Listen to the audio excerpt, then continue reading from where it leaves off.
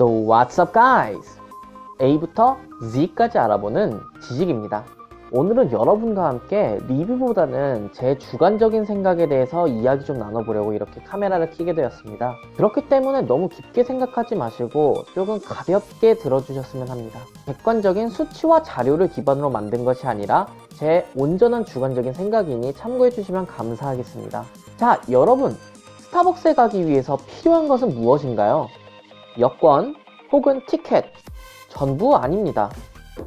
스타벅스에 들어가기 위해서는 세간에서는 입장권이 필요하다고 얘기를 합니다. 그래서 그 입장권이 무엇이냐고요? 바로 이 맥북입니다. 이미 공공연하게 사람들 입에서는 오르내리고 있습니다. 어떤 게요? 바로 이 맥북이 스타벅스 입장권이라는 것에 대해서요.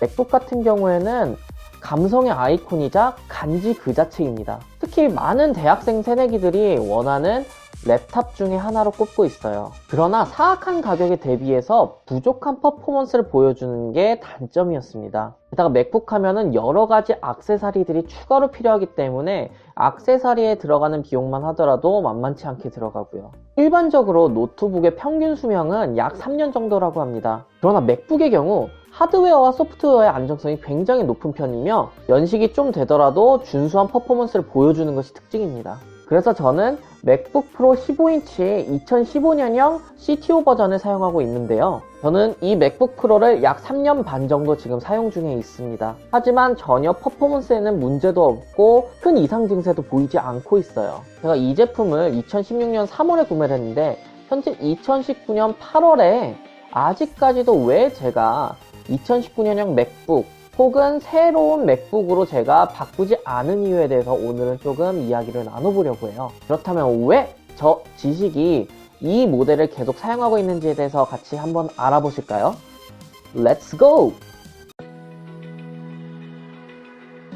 첫 번째는 바로 보안과 연동성 때문이에요. 모두 인터넷 익스플로러를 사용하시다 보면은 인증, 팝업, 액티브엑스 등에 의해 가지고 많은 귀찮음을 받으셨다는 기억이 항상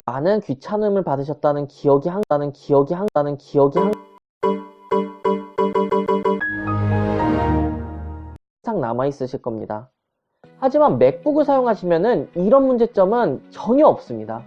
액티브엑스가 맥에는 지원을 하지 않기 때문이에요. 하지만 그렇기 때문에 윈도우에서만 쓸 수 있는 기능들이 있어서 어쩔 수 없이 윈도우컴을 다시 사용해야 될 경우가 가끔가다 있기는 한데 그렇게 불편하진 않습니다. 주변에 이미 저를 제외하고는 모두 윈도우컴을 사용하기 때문에 잠깐 빌려서 쓰면 되기 때문이었죠. 그리고 바이러스랑 해킹에 관한 보안이 상당히 높은 편입니다. 제가 예전에 이 랩탑을 쓰기 전에 윈도우 랩탑을 썼었는데 그 윈도우 랩탑을 쓰면서 네이버 아이디를 해킹을 당한다든지 아프리카 계정을 해킹당해서 이상한 방송을 통해 제 아이디가 제재를 받은 적도 있어요.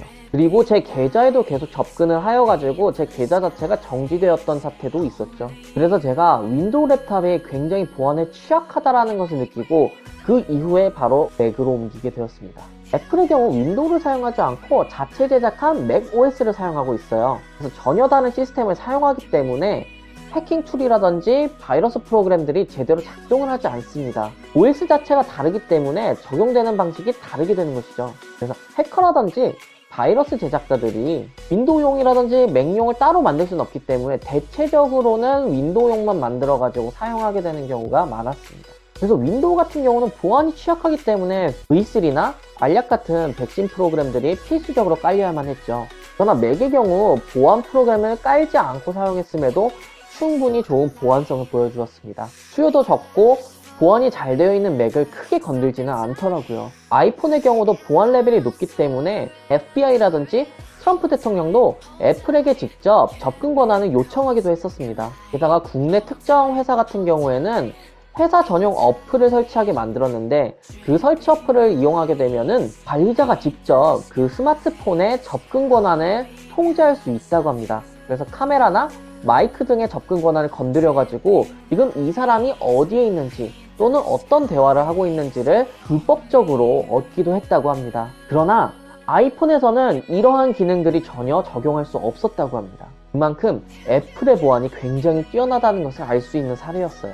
게다가 애플은 애플만의 생태계를 굉장히 잘 구축해 두었습니다.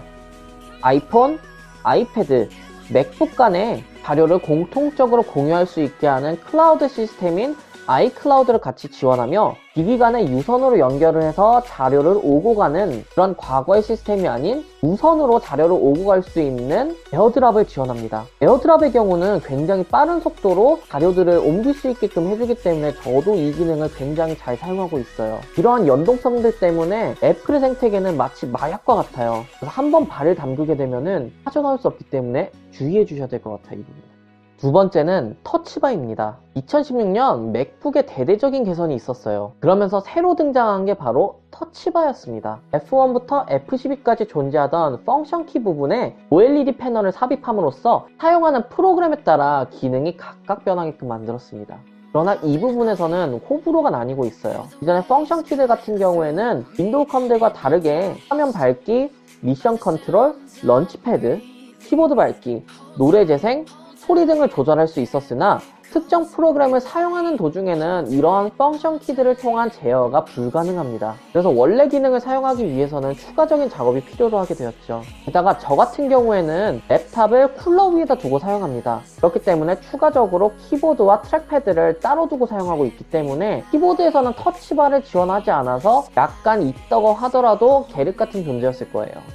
그리고 세 번째는 키보드입니다. 2015년형 맥북까지는 키보드가 가위식 키보드를 지원했었습니다. 키보드에도 추계 방식이라는 게 존재를 해요. 그래서 적축, 갈축, 청축 등과 같은 다양한 방식의 키보드가 존재를 하는데 애플은 애플이 독자적으로 제작한 나비식 키보드를 적용하기 시작했습니다. 이 나비식 키보드 같은 경우에는 일반적인 키의 높이를 줄임으로써 사용자의 피로도를 최소화시켜주는 역할을 하게 되었어요. 그러나 키의 높이를 낮췄기 때문에 키감이 그만큼 현저하게 줄어들었으며 고질적인 문제로는 키에 먼지가 들어가게 되면은 눌리지가 않는다든지 아니면 두 번 눌리게 되는 그런 오작동이 발생하게 되었습니다.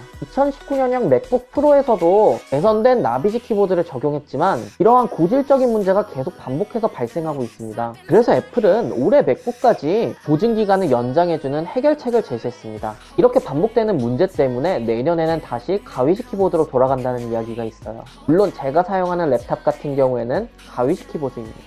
그래서 노트북의 절반가량을 차지하고 있는 키보드를 세 번째 이유로 들었습니다. 네 번째는 바로 이 외부 라이트예요. 애플의 로고는 뭐죠?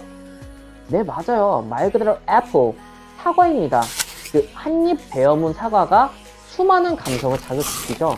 그런 것처럼 맥북 전면부에 있는 저 애플 로고가 감성의 상징이었습니다. 그런데 2016년 모델부터는 은은하게 빛나던 애플 로고를 리퀴드 메탈로 대체하였습니다. 이 부분에 대해서는 굉장히 사람들이 호불호가 많이 나뉘고 있어요. 저 같은 경우에는 은은하게 빛이 나는 애플 로고가 내가 맥북 유저다 라고 명확하게 말해주는 하나의 트렌드 마크라고 생각했기 때문입니다. 게다가 리퀴드 메탈 같은 경우에는 흠집이 잘 나기 때문에 보관에 있어서도 조금은 신경 써주셔야 해요. 그래서 저 같은 경우에는 이 은은하게 빛이 나는 애플 로고가 사라진 것이 굉장히 아쉽게 다가왔습니다. 그리고 마지막 다섯 번째로는 USB 확장성입니다.